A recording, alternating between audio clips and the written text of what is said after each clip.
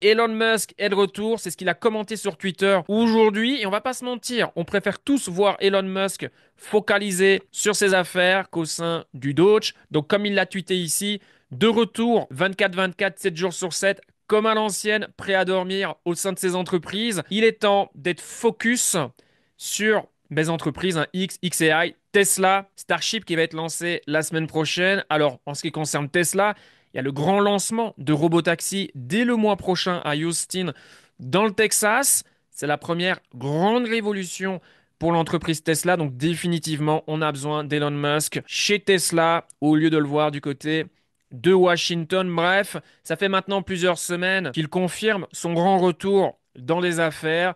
Et on a pu voir ces dernières semaines, ces derniers mois, que de par son positionnement au sein du Doge et certaines déclarations politiques, ah, Tesla en a pris un coup, Elon Musk en a pris un coup. Ici aux États-Unis, clairement, il y a eu un acharnement sur les véhicules Tesla. Pas mal de gens souhaitaient se débarrasser de leurs véhicules pour des raisons politiques. En Europe, pareil. Bref, si on regarde d'ailleurs les 7 magnifiques, au niveau des earnings, la seule entreprise qui a raté les earnings, c'est Tesla. Bon, Nvidia, on va voir la semaine prochaine. Je pense personnellement qu'ils vont crush le earnings. Et pourtant, si on se focalise sur le stock, certes, Tesla est le stock a pris le plus cher parmi les 7 magnifiques. Si on prend les plus hauts atteints en décembre 2024 et on prend le point bas en avril, je pense qu'il a perdu 55-56%. C'est énorme pour une telle entreprise avec un tel market cap. Ceci dit, c'est l'entreprise parmi les 7 magnifiques qui s'est le mieux repris. 60-65%, quelque chose comme ça. Et beaucoup de gens se disent, mais comment c'est possible avec des chiffres qui sont pas bons? Pourquoi le stock continue de monter? Et je pense avoir un élément de réponse, et c'est quelque chose qu'il ne faut pas négliger selon moi, c'est que Tesla, c'est un peu comme Bitcoin. C'est un culte, c'est une religion. Et plus on avance, plus il y a des aficionados qui rejoignent la partie. Vous voyez, c'est comme le Real Madrid. Le Real Madrid étend sa fanbase. Le Bitcoin, c'est la même chose. Plus on avance, plus le réseau il s'élargit et plus on voit des gens qui sont bullish, qui disent je vais jamais vendre, etc., etc. Et donc forcément, ces gens-là vont influencer d'autres personnes à venir. Et on voit de plus en plus de gens dire un Bitcoin il y a 1 million, 5 millions, 10 millions. Enfin bref, plus on avance, plus les targets sont élevés et plus on a de gens qui refusent de vendre. Parce que forcément, les gens voient leur profit augmenter à travers le temps.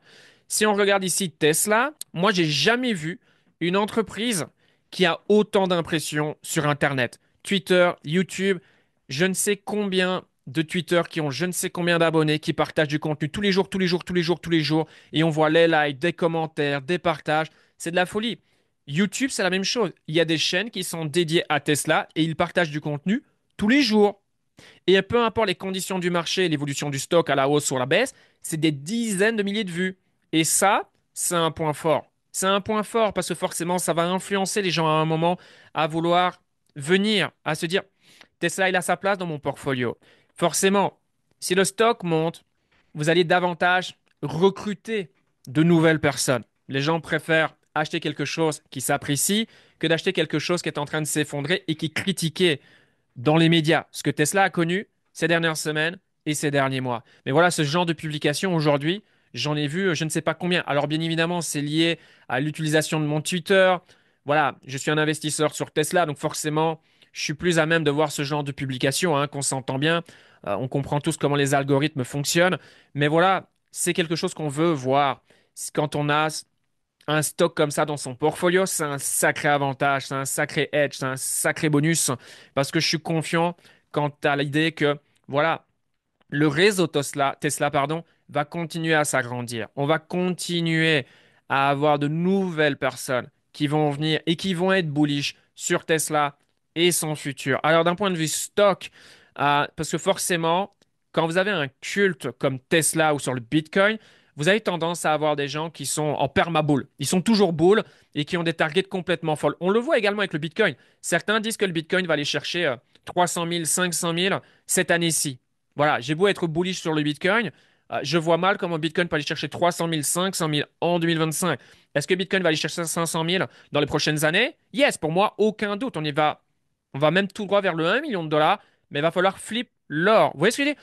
Encore une fois, c'est bien Quand vous êtes investisseur sur le Bitcoin, c'est cool d'avoir des gens qui ont des targets aussi élevés et qui ont de l'influence. Et que quand ils prennent parole, des centaines de milliers de personnes ou des millions de gens ont entendu ce message. Parce qu'encore une fois, vous allez convertir de nouvelles personnes à venir et à acheter, par exemple, du BTC à 110 000 dollars. Tesla, c'est exactement la même chose. Mais comment moi je vois Tesla sur le moyen terme, ou plutôt court moyen terme, c'est un peu ce qu'on avait connu 2013-2014, où le stock n'a pas fait grand-chose. On voit une grosse phase de consolidation ici entre 12 dollars et 24-25 dollars. Et puis là, une fois qu'on a eu ce breakout, là, Tesla a eu un mouvement ultra violent où le stock est parti en ligne droite, hein, littéralement post-Covid. Et on est monté jusqu'à 300 dollars l'action. Vous imaginez, breakout, le stock a fait x10. Donc, il y a eu quoi? 6 ans, c'est plus ou moins ça. 5-6 ans de consolidation, breakout, boom, explosion à la hausse. Et je pense qu'ici, on est de nouveau dans cette phase de consolidation sur Tesla. Donc là, vous pouvez voir le graphique. Chaque bougie représente un mois. Et donc voilà, ici, on est en phase de consolidation. On va le dire entre, allez, 150 dollars l'action, 400 dollars l'action. Voilà, boum, boum, boum, boum, boum. Alors oui, on a fait des plus hauts, on est quasiment monté à 500 dollars l'action. Je dis pas, hein. Certains disent que Tesla va monter à 500 dollars l'action en 2025. C'est possible. Peut-être que oui, peut-être que non. J'ai pas de boule de cristal. Mais je pense que Tesla peut encore consolider pendant un bon moment, voire toute l'année 2026 et vraiment avoir un vrai breakout. 2027, par exemple. Déjà, on aura un plus gros, un recul sur Robotaxi. Est-ce que ça va être un succès? Oui ou non? Je pense que oui, mais on n'investit pas sur de l'espoir. Donc, à voir et à voir comment ils vont se développer au sein des États-Unis. On démarre au Texas avec 10 véhicules. Comment ça va s'agrandir? Les challenges ils vont en avoir automatiquement. Comment ils vont rebondir sur ces challenges? C'est pour ça qu'on a besoin d'un Elon Musk focus. Donc ça, c'est une très bonne chose. Et je pense que ça a hypé le stock ces dernières semaines. Définitivement, comme par hasard, il annonce revenir aux affaires juste après les earnings, qui n'étaient pas bons. Vous voyez ce que je veux dire? Alors certes, il y a quand même un aspect que j'ai déjà mentionné, mais que je vais repartager ici. Attention aux informations qui sont partagées dans les médias. La majorité du temps, les informations sont complètement fausses. Les journalistes font même plus leur job ou c'est volontaire. J'en sais rien.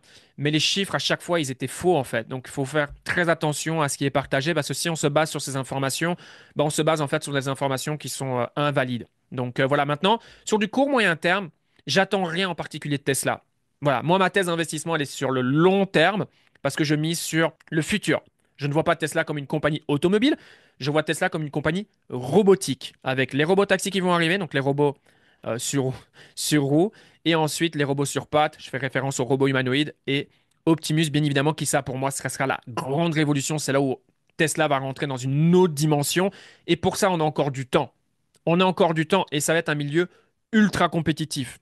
Et on a vu dernièrement, une vidéo a été partagée où on voit hein, l'équilibre qui s'est amélioré, le Optimus qui danse, etc. Et ça a eu un impact sur le stock. Forcément, ça hype les gens.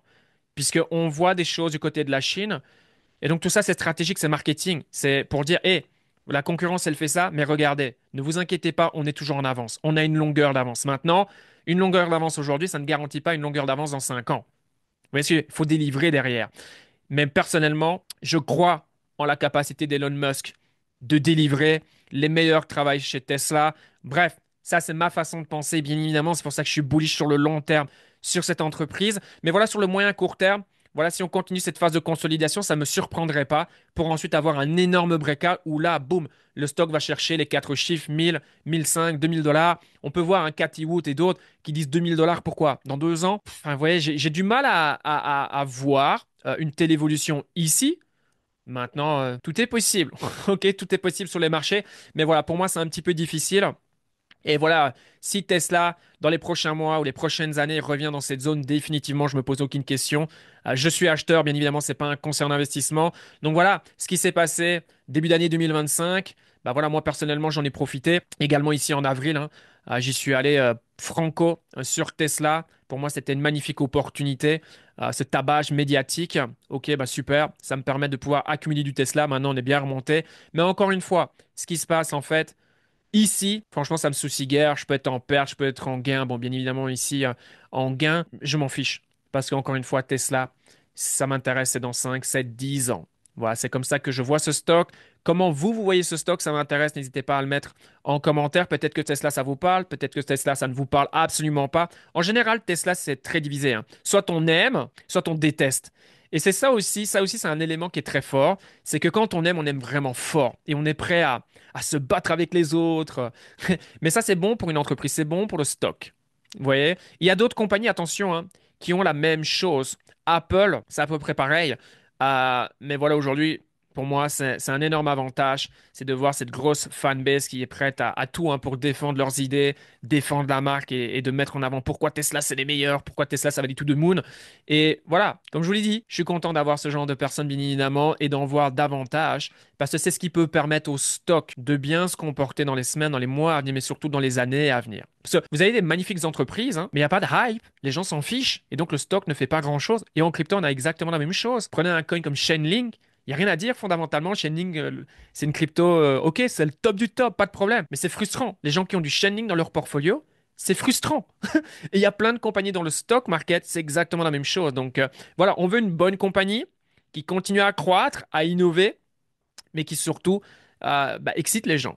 On a envie qu'il y ait des investisseurs euh, qui soient là et qui soient prêts à acheter toujours à des prix plus chers. Donc voilà ce que je souhaitais vous partager très rapidement. En tout cas, ça fait super plaisir de voir Elon Musk de retour aux affaires. Laser focus et hâte de voir ce qu'il va réaliser avec ces différentes entreprises et en particulier avec Tesla et ce dès le mois prochain avec Cybercap, les robots taxis. Sur ce, si vous avez aimé ce genre de vidéos, n'hésitez pas à mettre du like, ça fait toujours plaisir. Et puis on se voit pour de prochaines vidéos. Prenez soin de vous. Ciao, ciao.